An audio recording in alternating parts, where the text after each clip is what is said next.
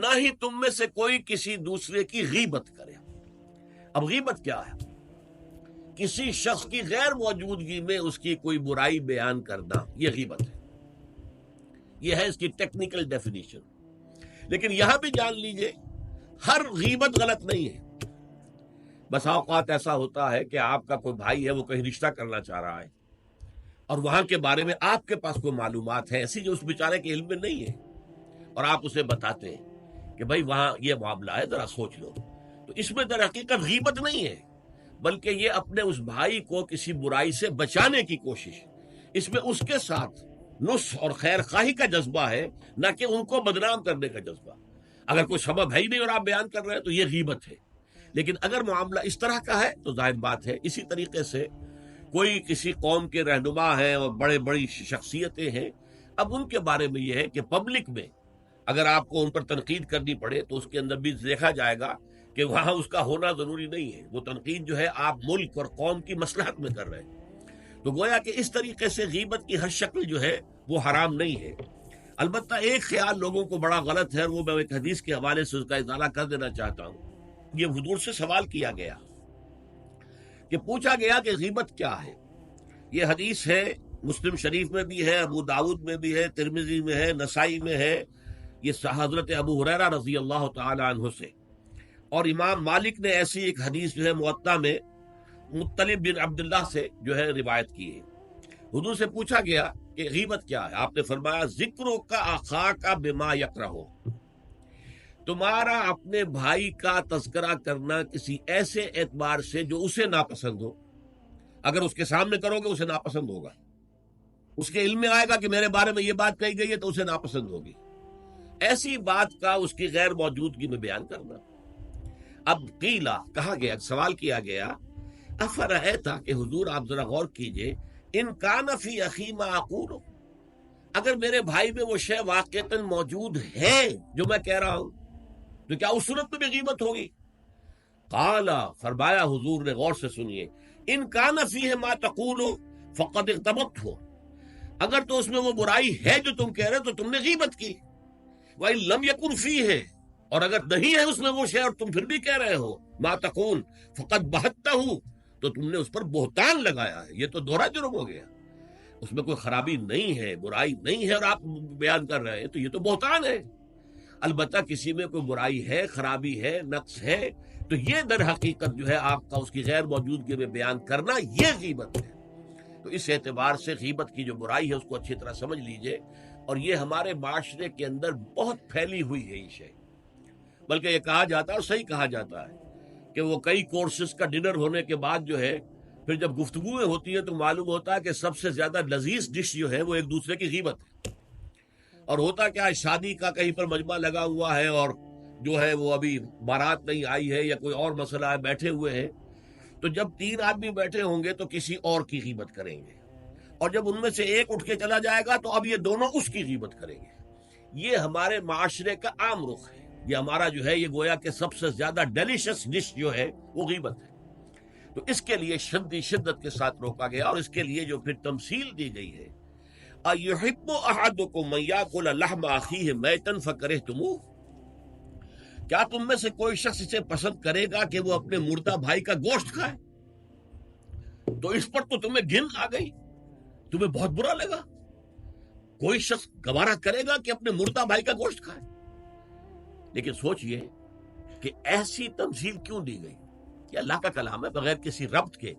تمثیل اور تشبیہ جو ہوتی ہے کسی ربط کی بنیاد پر ہوتی ہے نا، ورنہ تشبیہ اور تمثیل کا فائدہ کیا ہوا؟ ربط کیا ہے؟ جیسے ایک مردہ اپنے دفاع پر کے قابل نہیں ہے. آپ ادھر سے بوٹی کاٹ لیجئے، ادھر سے بوٹی کاٹ لیجئے، پڑا مردہ ہے. آپ پوری اختیار کے ساتھ جہاں سے چاہے اس کی بوٹی اڑا لیں. اگر وہ زندہ ہو تو ہاتھ لگانے دے گا آپ کو جسم کے اپنے کسی حصے پر. بعین ہی یہ معاملہ ہے، آپ کا بھائی موجود نہیں ہے اور آپ اس کی عزت پر حملہ کر رہے ہیں، مانوی شخصیت پر حملہ ہے. اس جسم کی نسبت مانوی شخصیت زیادہ قیمتی ہے، زیادہ اہم ہے. آپ اس کی مانوی شخصیت پر، اس کی عزت پر حملہ کر رہے ہیں، اور وہ قادر نہیں ہے دفاع کرنے پر. اگر وہ ہوتا بات کرتے، اور یہ چیز پسندیدہ ہے، اگر آپ پبلک کے اندر اس کے منہ پر کہیے بات تو معلوم ہوگا بلکہ اس میں جو پسندیدہ ترین بات ہے وہ یہ ہے کہ کسی بھائی کا کوئی عیب ہے، علیحدگی میں جا کر بتاؤ، بھائی تمہارے اندر مجھے یہ نقص نظر آ رہا ہے، برا نہ ماننا، میں نے تمہاری اصلاح کے لیے کہا ہے، مجھے تم سے کوئی قد نہیں ہے، دشمنی نہیں ہے۔ یہ نہایت پسندیدہ بات ہے۔ اس کو کہا گیا المسلم و مرۃ المسلم، ایک مسلمان دوسرے مسلمان کے لیے آئینے کے مانند ہے۔ جیسے آپ آئینہ دیکھتے دیکھتے رہے یہاں کوئی داغ لگا ہوا دھبا لگا ہوا، آپ اسے دھو دیتے ہیں، ہٹا دیتے ہیں۔ اسی طریقے سے ایک مسلمان کو اپنے مسلمان بھائی کے لیے آئینے کے مانند ہونا چاہیے کہ وہ اسے اس کی خرابیوں پر، اس کی برائیوں پر مطلع کر دے۔ لیکن یہ اطلاع جو ہے یہ ہوگی خلوص کی بنیاد پر، خیر خواہی کی بنیاد پر، اسے ذلیل کرنے کے لیے نہیں، اسے بدنام کرنے کے لیے نہیں، بلکہ یہ کہ اس کے سامنے علیحدگی میں، تنہائی میں بات کی جا رہی ہے۔ البتہ اس کی غیر موجودگی میں بات کی جائے وہ غیبت ہے، اور وہ بالکل صحیح تمثیل ہے جو قرآن نے استعمال کی ہے، صحیح ترین تمثیل۔ ایحب احدکم ان یاکل لحم اخیہ میتا فکرہتموہ، کیا تم میں سے کوئی شخص پسند کرے گا اپنے مردہ بھائی کا گوشت کھائے؟ بالکل اسی طریقے سے وہ تمہارا بھائی جو محفل میں نہیں ہے، وہ اپنی عزت کے دفاع پر قادر نہیں ہے۔ اگر وہ ہوتا تو کہتا بھائی آپ غلط کہہ رہے ہیں، آپ کو مغالطہ ہوا ہے، بات یوں نہیں تھی یوں تھی، کوئی ایکسپلین کرتا، کوئی اپنا دفاع کرتا، کوئی اپنی شخصیت کا، اپنی عزت کا تحفظ کرتا، لیکن وہاں نہیں ہے وہ تو اپنے تحفظ پر قادر نہیں ہے۔ لہذا یہ غیبت در حقیقت مانوی سطح پر وہی شے ہے جو مادی سطح پر کسی مردہ بھائی کا گوشت کھانا ہے۔ فَكَرِهْتُمُوهُ، یہ تو تمہیں بہت برا لگا یہ بات۔ بلکہ اکثر لوگ کہیں گے کہ ایسی مثالیں جو ہیں، کیا ماذا اراد اللہ بہذا مسئلہ، ایسی تمثیل دینا، کہیں گدھے کی تمثیل دی گئی ہے قرآن مجید میں، وہ یہودی جن کے اوپر تورات کا تو بار تو لدا ہوا ہے، تورات پر عمل نہیں کرتے، تو ان کی مثال کیا ہے؟ کمثل الحمار یحمل اسفارا، وہ تو ایسے ہے جیسے کہ گدھا ہے، اس کی پیٹھ کے اوپر کتابوں کے انبار لگے ہوئے ہیں، گٹھری باندھ کر جو ہے مکالمات افلاطون لکھی ہوئی ہے، یا انسائکلوپیڈیا برٹانیکا کی گٹھری باندھ کے رکھ دی گئی ہے، اسے کیا فائدہ؟ اسی طرح سورہ اعراف میں کتے کی مثال دی گئی ہے، کہیں مچھر کی مثال دی گئی ہے، کہیں بکری کی مثال دی گئی ہے۔ تو مثالیں جو ہوتی ہیں وہ مانوی ربط کے اعتبار سے ہوتی ہیں، یہ نہیں دیکھا جاتا کس چیز کی مثال دی جا رہی ہے، جس چیز کے لیے مثال دی جا رہی ہے، مشبہ لہو اور مشبہ بہی، کس چیز کے ساتھ تشبیہ دی جا رہی ہے، کس لیے دی جا رہی ہے۔ ایحب احدکم ان یاکل لحم اخیہ میتا فکرہتموہ واتقوا اللہ، اللہ کا تقوی اختیار کرو، اس لیے کہ سارے احکام کی روح جو ہے وہ تقوی ہے۔